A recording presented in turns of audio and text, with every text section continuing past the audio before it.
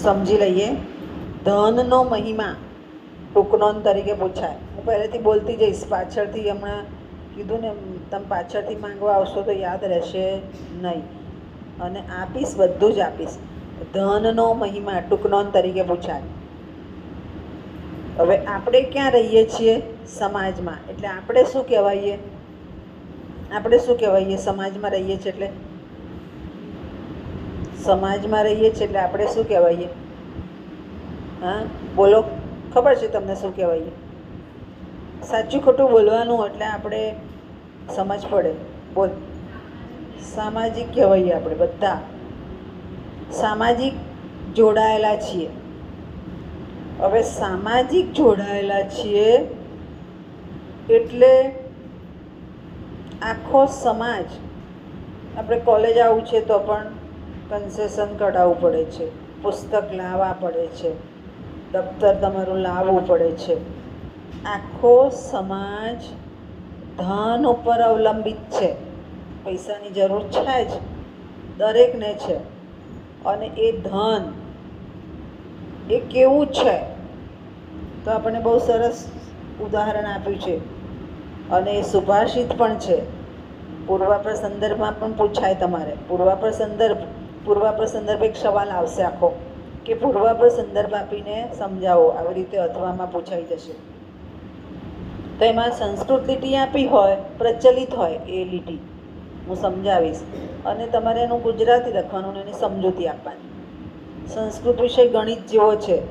જેટલું તમે આપતા જાઓ ને એટલા તમને માર્ક મળતા જાય.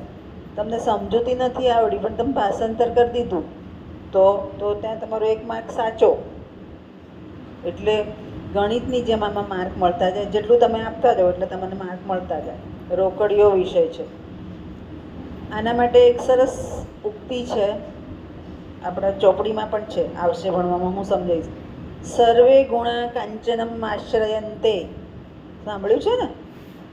બધા જ ગુણો ધનના આધારે રહેલા છે. આ ઉક્તિ છે, કહેલું છે, સાચું નથી. પણ સાચું ક્યાં પડશે એ પણ જોઈએ. બધા જ ગુણો ધનના આશ્રય રહેલા છે, આવું કહે છે. હવે આપણને ખબર છે કે આપણા જીવન માટે પણ ધન જરૂરી છે, સમાજ માટે પણ ધન જરૂર છે, વ્યક્તિગત રીતે પણ ધન જરૂરી છે. તો આ ધન આપણને શું આપે છે? તો પહેલાં તો કર્મ આપે છે. શું આપે છે? કર્મ. એ કર્મ કેવું?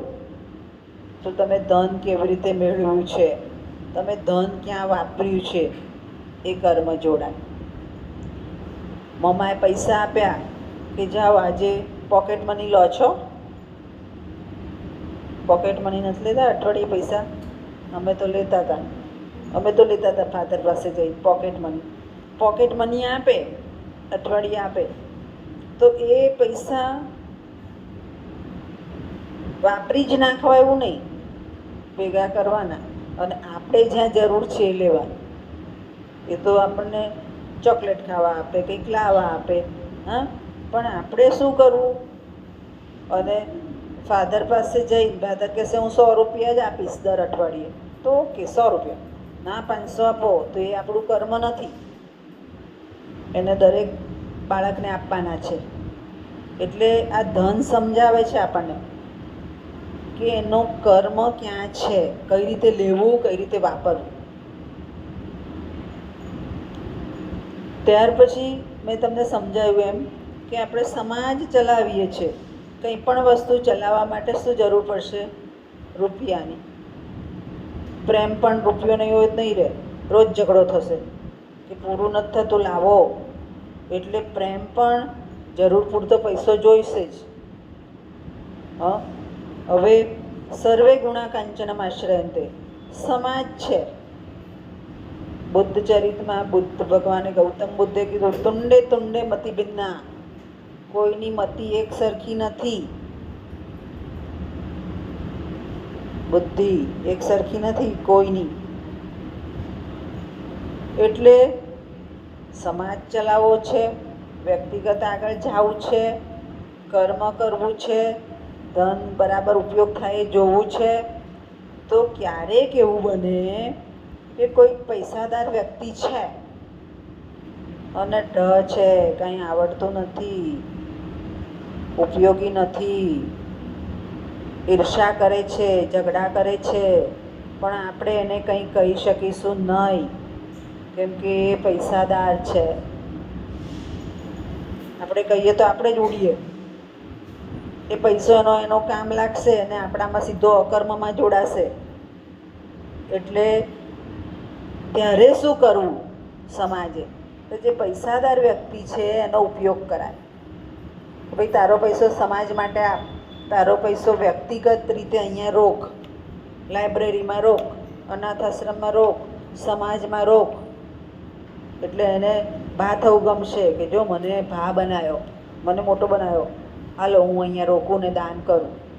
આ એક આપણી જે બુદ્ધિશાળી વ્યક્તિ છે એની એક આ પ્રશંસનીય વાત છે કે એ પેલાને સમજાવશે કે તારો પૈસો અહીં વાપર, તારું નામ આવશે. નામ આવે બહુ ગમે એને. એટલે પછી આપણે એ ભાઈને બહેનને નમસ્કાર જ કરવા પડે કે તમારા પૈસાનો ઉપયોગ અહીંયા કરો, અમે તમારું નામ લખીશું, તમે દાન આપ્યું છે કહીશું, અને એ રીતે સમાજ ચલાવીએ છીએ, એ રીતે વ્યક્તિગત કોકને મદદ કરીએ છીએ. આ ધનનો મહિમા છે. અને ધન કેવું છે? તો ધન વાપરતા નથી તો એ ભાષાંતરમાં જ આવશે. એની 3 ગતિ ચોક્કસ છે. ધનની ચોક્કસ 3 ગતિ છે પૈસાની. પહેલાં તો એમ કે તમે તમારું જીવન સરખું કરો, કુટુંબમાં ધન માટે ઝઘડો નહીં કરો, જેમ નિયમ પ્રમાણે થતું હોય એમ જ કરો. ઘણીવાર આપણે જોઈએ છે ભાઈઓ સંપત્તિ માટે કોર્ટમાં જાય, એ યોગ્ય નથી. એ આપણને અહીંયા સમજાયું કે જેને જ્યાં જરૂર છે, જેનો જે ભાગ છે, આ ભાગ આવ્યો એટલે લો આવ્યો, પાછો લો. સંસ્કૃત સાહિત્ય આપણને લો પણ આપે છે. અત્યારના કાયદા પ્રમાણે નરેન્દ્ર મોદીએ નવો કાયદો કર્યો છે, માનનીય વડાપ્રધાન નરેન્દ્ર મોદીએ, કે પિતાની સંપત્તિમાં, હવે ધન આવ્યું પાછું, દીકરી પણ એટલી હકદાર છે. દીકરીનો પણ એટલો જ ભાગ છે પિતાની સંપત્તિમાં. પણ હવે સમાજ આવ્યો, આપણે ત્યાં રહીએ છીએ, પણ દીકરી છે એ પાછી સાસરે જવાની છે, પારકે જવાની છે. તો દીકરીએ હક માંગવો જોઈએ? ના. દીકરીએ પોતાનો હક તરત જ પોતાના ભાઈઓને આપી દેવો જોઈએ. આ આપણને કર્મ બતાવે છે, ઘણા નથી છોડતા. એવું કરાય નહીં. આપણો હક જ્યાં હોય ત્યાં જ લેવાય. અને એ ધનની 3 ગતિ, એક તો તમે તમારા માટે વાપરો, બીજું ભૌતિક સંપત્તિ માટે પણ વાપરો. કે આપણું ઘર ખુશ છે, આપણું કુટુંબ ખુશ છે, તો આપણે સાયકલની બદલે સ્કૂટર વાપરો, સ્કૂટરની બદલે ગાડી વાપરો, પણ ખપતું. 4 જણા તો 4 ગાડી, એવું નહીં, 1 ગાડી હોય બહુ થયું. અને સમાજમાં આપો. સમાજમાં જેની પાસે બહુ જ ધન છે એ કંજૂસ કહીએ છીએ ને આપણે, કંજૂસ ના બને, સમાજમાં આપે, દાન કરે. પણ હવે તો દાનમાં આપણે હમણાં વાંચ્યું 2 દાડા પહેલાં, બોલવું નથી. ક્યાં દાન કરે? મેં કીધું એમ, અનાથ આશ્રમમાં આપો, કોઈના લાઇબ્રેરીમાં ભણવા માટે આપો, કોઈ ગરીબ બાળકને આપો, યોગ્ય વ્યક્તિને. સંસ્કૃતમાં એ પણ કહેવત છે, તમે જ્યારે દાન કરો ત્યારે સુપાત્ર જુઓ. સુપાત્ર નથી તો દાન તમારું યોગ્ય જવાનું નથી. અને કશું જ નથી કરતા તો એ ધનનો નાશ થાય છે. ઉડાડી મારે, પેઢી એવી આવે કે આખું ઉડાડી મારે, પકડી રાખે ને પેઢી આખી ઉડાડી મારે. એટલે ધન કેવું છે? તો વ્યક્તિ માટે તો જરૂરી છે, પણ સમાજ માટે પણ જરૂરી છે. ખ્યાલ આવી ગયો? સમજ પડી ગઈ?